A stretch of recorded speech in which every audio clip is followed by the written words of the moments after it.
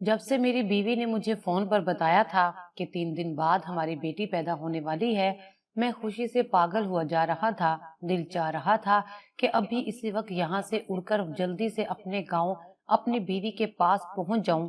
मैं और मेरी बीवी महविश ने हमारी पैदा होने वाली बेटी का नाम भी सोच लिया था। महविश को फातिमा नाम बहुत पसंद था, इसलिए हमने अपनी बेटी का नाम फातिमा सोच रखा था। बड़ी मुश्किल से अल्लाह ताला ने हमारी दुआ कबूल की थी और शादी के पूरे 4 साल बाद हमारी पहली औलाद पैदा होने जा रही थी। अब मुझे सुबह का इंतजार था कि जल्दी से सुबह हो जाए और मैं अपने मालिक से छुट्टी लेकर गांव पहुंच जाऊं। वो सारी रात मेरी ऐसे ही गुजर गई थी। सुबह मैं अपने मालिक के सामने खड़ा उनसे छुट्टी की दरखास्त कर रहा था। मैं बोला, साहब जी, बस 1 हफ्ते की छुट्टी की दरखास्त है। मेरी बीवी की डिलीवरी इसी हफ्ते मुतवक्का है। मैं चाहता हूँ कि मैं उस मुश्किल वक्त में अपनी बीवी का साथ दूं। मालिक गहरी सोच में डूबा हुआ था। कहने लगा, मजीद, तुम्हारे जाने से मेरा बहुत नुकसान हो जाएगा। बताओ तुम्हें कैसे जाने दूं।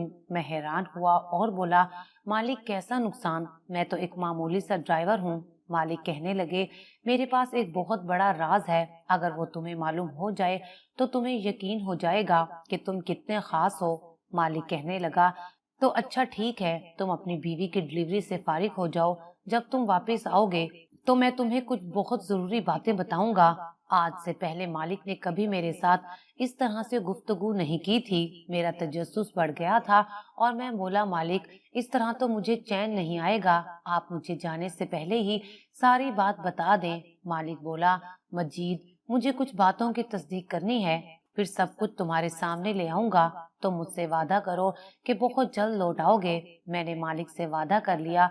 फिर मालिक ने मेरे हाथ पर मेरी तनख्वाह भी रख दी थी। अल्ट्रासाउंड के जरिए हमें मालूम हो गया था कि मेरे यहाँ बेटी पैदा होगी, इसलिए मैंने मार्केट में जाकर अपनी बेटी के लिए गुलाबी रंग की नन्ही सी फ्रॉक खरीद ली थी। मैं शाम की बस में बैठा और सुबह तक अपने गांव पहुंच चुका था। मेरी बीवी मुझे देखकर बेइंतहा खुश हुई थी। कहने लगी, मैं आपका बड़ी बेसब्री से इंतजार कर रही थी। मैं मुस्कुरा दिया और बोला, अब मैं आ गया हूं ना, सब ठीक हो जाएगा। मेरे वालिदैन भी बच्चे की आमद के मुतालिक सोचकर बहुत खुश थे। मैंने बच्ची की शॉपिंग अपनी बीवी को दिखाई तो उसकी आंखों में भी खुशी के आंसू आ गए थे। वो कहने लगी, मजीद, हमारी बेटी बहुत खुशकिस्मत होगी जो उसे आप जैसा बाप मिलेगा।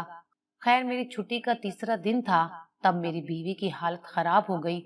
उसे अस्पताल लेकर गए जहां मेरी बच्ची की वलादत हो गई थी। और ये दिन मेरी जिंदगी का सबसे खूबसूरत दिन था। सब बहुत खुश थे। 2 दिन तक मैं अपनी बेटी में ऐसा खोया रहा कि मुझे आस पास का कुछ होश ही नहीं था। फिर मेरे जहन में मालिक की बातें घूमने लगी थी। मैंने सोचा कि मैं जिस मकसद के लिए आया था वो तो पूरा हो ही गया है, क्यों न मैं वापस चला जाऊं। हो सकता है कि मालिक ने मेरे साथ कोई बहुत अहम बात करनी हो। मेरी बीवी मेरी इस कदर जल्द वापसी पर खफा हो गई थी, मगर फिर मैंने उसे समझाया कि मैं एक जरूरी काम से जा रहा हूँ, बहुत जल्द वापस आ जाऊंगा। तब वो मान गई थी।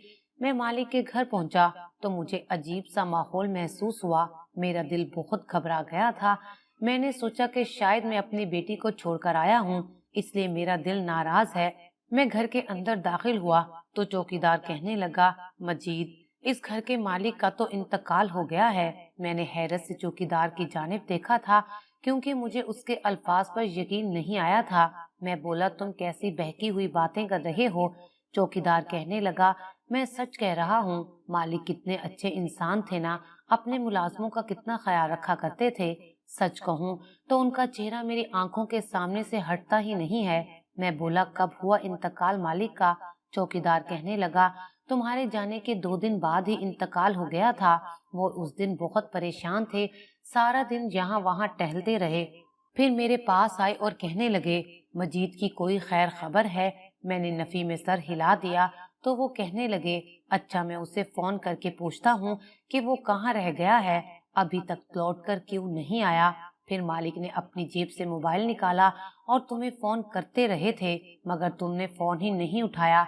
मैं चौकीदार की बातें सुनकर हैरान रह गया था। आखिर अचानक ही मालिक की जिंदगी में मेरी इस कदर अहमियत कैसे हो गई थी कि वो मेरे यहाँ से जाने पर बेचैन हो गए थे। मैंने अपने जहन पर जोर डाला तो मुझे याद आया कि सच मेरे नंबर पर 2 बार मालिक की कॉल आई हुई थी, मगर मैं बेटी की खुशी में सबको भूल गया था। मैं चौकीदार से बोला, बाबा फजल, तुम्हें इल्म है क्या मालिक मुझसे क्या कहना चाहते थे? फजल हंस दिया और बोला, तुम्हें तो पता है हम मुलाजिम लोग कहाँ बड़े लोगों की बातों में दखल अंदाजी करते हैं। मालिक के इंतकाल के बाद मुझे भी ख्याल आया था कि काश मैं उनसे पूछ लेता कि आखिर वो मुझसे क्या कहना चाहते थे। हम दोनों अभी गेट पर खड़े बातें ही कर रहे थे कि एक मुलाजमा वहां आ गई थी। वो कहने लगी, मजीद, तुम्हें मालकन अंदर बुला रही हैं। मैंने सर हिला दिया और मुलाजमा के पीछे चल दिया। मालकन ने खुद को मुकम्मल छुपा कर रखा हुआ था। वो इद्दत में थी। मुझे देखकर कहने लगी, मजीद, तुम अपने मालिक के जनाजे पर भी नहीं आए। मैं बोला, मालकन, मुझे उनकी मौत के मुतल्लिक किसी ने बताया ही नहीं था। अब मुझे गेट पर चौकीदार ने बताया तो मैं बहुत गमज़दा हो गया हूँ। अफसोस है कि उस वक्त मैं यहाँ पर मौजूद नहीं था। तुम्हारे यहाँ बच्चे की विलादत हो गई क्या? मैं बोला, जी मालिकन, असल में मेरा काम मालिक को घर से ऑफिस और ऑफिस से घर छोड़ना होता था। अब जब वो नहीं रहे थे तो इसका मतलब था कि मेरी जॉब भी खत्म हो चुकी है। मैं बोला, मालकन, अब मेरा यहाँ कोई काम नहीं रहा, मैं अपने गांव वापस चला जाऊंगा। मालकन जल्दी से बोली, तुम ये क्या कह रहे हो? क्या तुम मालिक के इंतकाल के बाद इस घर को छोड़कर चले जाओगे? बाकी किसी मुलाजिम ने भी नौकरी छोड़ने की बात नहीं की, फिर तुम ऐसे क्यों कह रहे हो? मैं बोला, मालकिन, मेरा काम फकत मालिक तक महदूद था। अब मैं यहाँ रहकर क्या करूँगा? मालकिन कहने लगी, अब मुझे तुम्हारी जरूरत है, तुम ये काम छोड़कर मत जाओ। मुझे मालकन पर तरस आ गया था, इसलिए मैंने इरादा कर लिया कि जब तक मालकिन को मेरी जरूरत है तब तक मैं ये घर छोड़कर नहीं जाऊंगा। मैं अपने कमरे में आकर बैठ गया था। मुझे मालिक की मौत का बहुत गम था, क्योंकि वो एक बहुत ही अच्छे इंसान थे। मैं उनके साथ पिछले 7 बरस से काम कर रहा था। उन्होंने कभी तनख्वाह के मामले में गफलत नहीं बरती थी, हमेशा हमारा ख्याल रखा था। अब मुझे मालिक की वो बातें याद आ रही थी जो उन्होंने अपने इंतकाल से चंद दिन पहले की थी। ना जाने वो मुझसे किस राज के मुतल्लिक बात कर रहे थे। मैं इन तमाम मामलात में उलझता ही जा रहा था। मैं अब इस मुतल्लिक किसी से पूछ नहीं सकता था। रात हुई तो मुलाजमा मेरा खाना लेकर कमरे में आ गई थी। वो मुझे देखकर बोली, मजीद, मालिक तुम्हें बहुत याद कर रहे थे। मैं उसकी बात सुनकर चौंक गया था। मैं बोला, तुम्हें कैसे इल्म हुआ? वो बोली, मरने से एक दिन कबल वो मुझसे कह रहे थे कि मजीद कब तक वापस आएगा। मैं बोली कि मुझे तो इस मुत्तलिक कोई इल्म नहीं है। फिर वो कहने लगे, तुम्हारे ख्याल में मजीद कैसा आदमी है? मैं बोली कि वो अच्छा इंसान है, मैंने आज तक उसमें किसी किस्म की कोई बुराई नहीं देखी। वो अपने काम से काम रखता है। मेरी बात सुनकर मुलाजमा के चेहरे पर मुस्कुराहट फैल गई थी। मैंने पूछा, तुम कुछ जानती हो कि वो मेरे मुतल्लिक क्यों पूछ-गूछ कर रहे थे? उसने नफी में सर हिला दिया और खाना रखकर चली गई थी। मैं खाना खाकर बिस्तर पर लेट गया था और बहुत जल्दी गहरी नींद में डूब गया। न जाने रात का कौन सा पहर था जब मालिक मेरे ख्वाब में आए थे। वो कहने लगे, मजीद, जल्दी से उठो, मेरे कमरे में जाओ, वहाँ एक चीज तुम्हारी मुंतजिर है।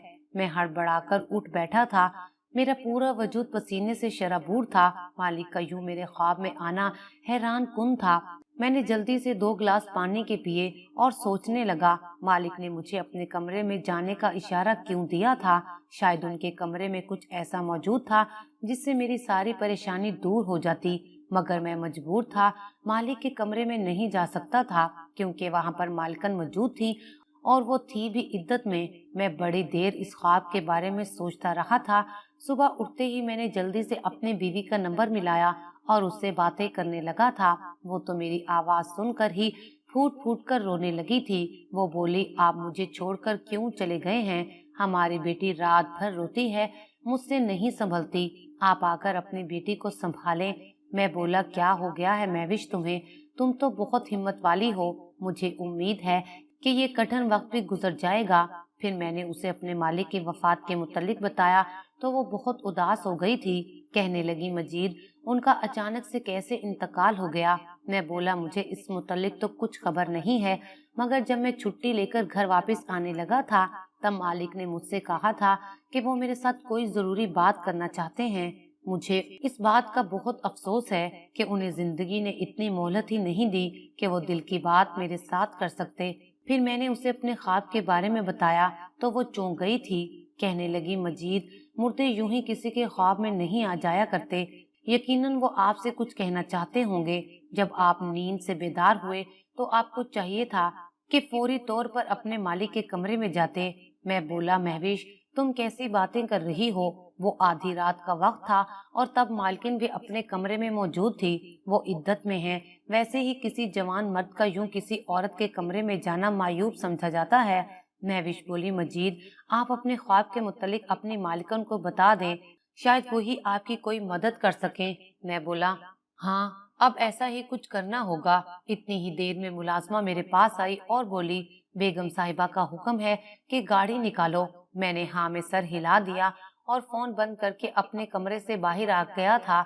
मैंने गाड़ी स्टार्ट की तो मालकिन आकर बैठ गई थी। वो कहने लगी, मुझे ऑफिस ले चलो। मैंने गाड़ी ऑफिस के रास्ते पर डाल दी तो मालकिन कहने लगी, मजीद, तुम कितना पढ़े लिखे हो?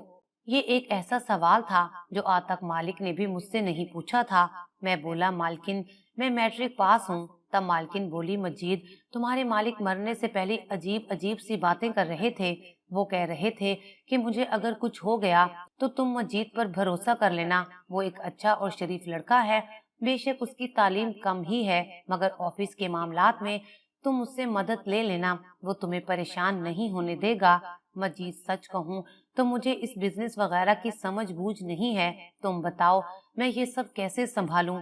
मेरा तो कोई आगे पीछे भी नहीं है। अब तुम्हें अपने मालिक की वसीयत पर अमल करना होगा और मेरी मदद करनी होगी। मैं बोला, मालकिन, मैं गांव का रहने वाला हूँ। तालीम भी मेरी वाजिबी सी है और बिजनेस वगैरह के मामलात के हवाले से भी मैं इल्म नहीं रखता, तो मैं आपकी मदद कैसे कर सकूंगा? देख लो मजीद, ये तुम्हारे मालिक की वसीयत है। तुम्हारा काम फकत इतना होगा कि तुम अपने मालिक की कुर्सी पर जाकर बैठ जाया करोगे, हर काम पर नजर रखोगे। बाकी बिजनेस के मामलात मैनेजर ही देख लेगा। इद्दत का वक्त पूरा हो जाए तो मैं देखूंगी कि मुझे आगे क्या करना है। और फिर तुम सोच भी नहीं सकते कि मालिक की कुर्सी पर बैठने से तुम्हारी तनख्वाह लाखों रुपए में हो जाएगी। मैं तो मालकिन की बात सुनकर ही दंग रह गया था। ऐसा लग रहा था जैसे मेरी लॉटरी लग गई हो। मेरी बेटी फातिमा मेरे लिए बहुत खुशकिस्मत साबित हुई थी। अब मालकिन इस कदर इसरार कर रही थी तो मैं इनकार नहीं कर पाया था। वो मेरे साथ ऑफिस गईं और उन्होंने सबको समझा दिया था कि आज से मजीद इस ऑफिस का बॉस है। तुम सब पर लाजिम है कि इसका हर कहा मानो। मालकिन की बात सुनकर सब मुलाजिमीन मुझे रश्क भरी नजरों से देखने लगे थे और फिर खड़े खड़े ही मेरी हैसियत बदल गई थी। मैं एक मामूली से ड्राइवर से एक बहुत ही बड़ी कंपनी का मालिक बन गया था। मैंने माना कि मैं वहां सिर्फ निगरान था, हकीकी मालिक नहीं, मगर फिर भी मुलाजिम मेरे सामने झुकते चले जा रहे थे। अब मैं हर रोज ऑफिस आने लगा था। हर फैसला मेरे मशवरे के मुताबिक किया जाता था। फाइल्स पर मेरे साइन लाजमी होते थे। किसी को छुट्टी चाहिए होती तो मुझसे आकर दरखास्त करते थे। ये जिंदगी बहुत हसीन थी। मैंने फोन पर अपनी तरक्की के मुतालिक जब अपनी बीवी को बताया तो वो खुशी से फूले नहीं समा रही थी। मेरी बीवी तो मेरी तरक्की से बहुत खुश हो गई थी, मगर मैं खुद को पुरसुकून करने में नाकाम रहा था। मेरा सबसे बड़ा मसला मेरा ख्वाब था। मुझे हर रात ख्वाब में मालिक नजर आते थे। वो मुझसे कहते कि मेरे कमरे में जाओ, मगर मैं कैसे जा सकता था? ये इखलाकियात से घिरी हुई बात थी कि मैं अपनी बेवा मालकिन के कमरे में आधी रात छापा मारने के लिए चला जाता। मुझे इस बात का भी डर था कि कहीं मालकिन मुझसे खफा होकर मुझसे मेरी हैसियत ही ना छीन ले। इस तरह तो मेरी लाखों की तनख्वाह भी खतरे में पड़ सकती थी। इसलिए मैं हर रात अपने इस ख्वाब को रद्द कर देता था। मुझे मालकिन के ऑफिस ज्वाइन किए हुए पूरा 1 महीना हो गया था और अब तो मेरी तनख्वाह भी मेरे हाथ में आ गई थी। मैं खुशी से फूले नहीं समा रहा था। एक दिन मैं ऑफिस में बैठा हुआ था कि मालकिन का फोन आ गया। वो कहने लगी, मजीद, जल्दी से घर आओ, मैंने तुम्हें एक चीज दिखानी है। मैं परेशान हो गया कि आखिर ऐसी भी क्या बात है जो मालकिन ने मुझे इतनी इमरजेंसी में घर बुलाया है। घर पहुंचा तो मालकिन लाउंज में बैठी हुई थी। वो रो रही थी और मेरी घबराहट बढ़ती चली जा रही थी। मैं बोला, मालकिन, क्या हो गया है? आप इस तरह क्यों रो रही हैं? मालकिन कहने लगी, आज मैं अपने कमरे की सफाई कर रही थी। मुझे वहां से ये खत मिला है। ये तुम्हारे नाम मेरे शोहर ने लिखा था। मैंने थरथराते हाथों से वो खत पकड़ लिया था। وہ کہنے لگی مجید اس خط کو پڑھو اور مجھے بھی بتاؤ میرا شوہر تم سے ایسا کیا کہنا چاہتا تھا جو اس نے خط کا سہارا لیا تھا۔ میں نے جلدی سے خط کے اوپر سے ٹیپ اتار دی تھی۔ میں نے وہ خط پڑھا تو دنگ رہ گیا تھا۔ اس میں مالک نے لکھا تھا مجید میں جانتا ہوں کہ تم ایک شادی شدہ مرد ہو مگر میں پھر بھی تم سے ایک درخواست کرنا چاہتا ہوں کیونکہ تم ایک اچھے انسان ہو۔ میں نے تمہارے متعلق چھان بین کروائی ہے، تم میں کسی قسم کا کوئی نقص نہیں نکلا۔ مجید مجھے ڈاکٹر نے بتایا ہے کہ مجھے ایک بہت ہی خطرناک بیماری ہے، میں بہت جلد اس دنیا سے گزر جاؤں گا، میری بیوی پیچھے اس دنیا میں اکیلی رہ جائے گی، اس کے سر پر والدین بھی سلامت نہیں ہیں۔ ایسے میں میری تم سے درخواست ہے کہ تم میری بیوی کو تنہا مت چھوڑنا، تم اس سے نکاح کر کے اس کا سہارا بن جانا۔ میں اس کے حوالے سے کسی اور شخص پر اعتبار نہیں کر سکتا۔ میں خط پڑھ کر دنگ رہ گیا تھا، سمجھ ہی نہیں آ رہا تھا کہ مجھے کیا کرنا چاہیے اور کیا نہیں۔ مالکن بولی مجید کیا لکھا ہے خط میں مجھے بتاؤ، میں بہت بے چین ہوں۔ اب اگر میں مالکن کو اپنے منہ سے یہ سب کہتا تو شاید وہ مجھ پر اعتبار نہ کرتی، اس لیے میں نے خط ان کے جانب بڑھا دیا اور وہاں سے چلا گیا۔ باہر آ کر میں سوچنے لگا تھا کہ شاید مالک مجھ سے یہی کہنا چاہتے تھے، شاید وہ میرے خواب میں بھی اسی لیے آیا کرتے تھے۔ اب بات تو یہ تھی کہ کیا مجھے اپنے مالک کی وصیت پر عمل کرنا چاہیے یا نہیں۔ میں اپنی بیوی کو کیسے دھوکہ دے سکتا تھا؟ میں نے سوچا کہ میں دیکھتا ہوں کہ مالکن اس خط کے متعلق کیا کہتی ہیں، ان کا جواب سن کر ہی میں فیصلہ کروں گا۔ رات ہوئی تو ملازمہ میرے پاس آئی اور بولی مالکن نے بلایا ہے۔ میں لاؤنج میں آیا تو مالکن وہیں پر بیٹھی ہوئی تھی۔ وہ کہنے لگی مجید تم نے اپنے مالک کی وصیت کے متعلق کیا سوچا ہے؟ میں نظریں جھکا کر کھڑا رہا اور بولا میں آپ کے متعلق ایسا کچھ بھی نہیں سوچ سکتا مجید، میں بھی اپنی زندگی میں کسی دوسرے شخص کو شامل کرنے کا تصور بھی نہیں کر سکتی، مگر اب میں مجبور ہو چکی ہوں۔ میں مر جاؤں گی مگر اپنے شوہر کی وصیت پر ہر حال میں عمل کروں گی۔ میں اس رشتے پر رضامند ہوں، تم مجھے بتاؤ تم راضی ہو یا نہیں؟ میں مالکن کی طرف دیکھنے لگا تھا۔ آج انہوں نے اپنا چہرہ مجھ سے نہیں چھپایا ہوا تھا، وہ بہت ہی حسین عورت تھی۔ میں بولا مالکن سوچ کر بتاؤں گا۔ میں اتنا کہہ کر اپنے کمرے میں واپس آ گیا تھا۔ مالک کا خط مجھے مل چکا تھا۔ آج 100% یقین تھا کہ وہ میرے خواب میں نہیں آئیں گے، مگر یہ میری غلط خیالی تھی۔ رات کے پچھلے پہر پھر سے مالک میرے خواب میں آئے اور کہنے لگے جلدی سے میرے کمرے میں جاؤ۔ میں بیدار ہوا تو سوچا کہ اب تو مجھے خط بھی مل گیا ہے، اب کمرے میں جانے کی کیا ضرورت بنتی ہے۔ میں اچانک اٹھا اور مالکن کے کمرے میں بنا دستک دیے داخل ہو گیا تو سامنے کا منظر دیکھ کر میرے قدموں تلے سے زمین ہی نکل گئی تھی، کیونکہ وہاں تو مالکن کی نظر مجھ پر پڑی تو وہ تھر تھر کانپنے لگی تھی۔ وہ جلدی سے اٹھ کر کھڑی ہو گئیں اور بھاگتی ہوئی میرے پاس آئیں اور میرا ہاتھ تھام کر بولی مجید میں تم سے بہت محبت کرتی ہوں، تم اس راز کو راز رہنے دو، ہم دونوں شادی کر لیں گے، میں ساری جائیداد تمہارے نام کر دوں گی، ہم عیش بھری زندگی گزاریں گے، بس تم نے آج یہاں جو دیکھا ہے یہ کسی کو مت بتانا، اپنی آنکھیں بند کر لو۔ میں بولا مالکن یہ سب کیا ہے؟ مجھے سب کچھ سچ سچ جاننا ہے۔ مالکن بہت ڈری ہوئی تھی، وہ بولی مجید میں کروڑ پتی باپ کی اکلوتی اولاد تھی، انہوں نے میری شادی اپنے بزنس کے ایک ملازم سے کروا دی تھی، یہ سارا بزنس تمہارے مالک کا نہیں بلکہ میرا تھا۔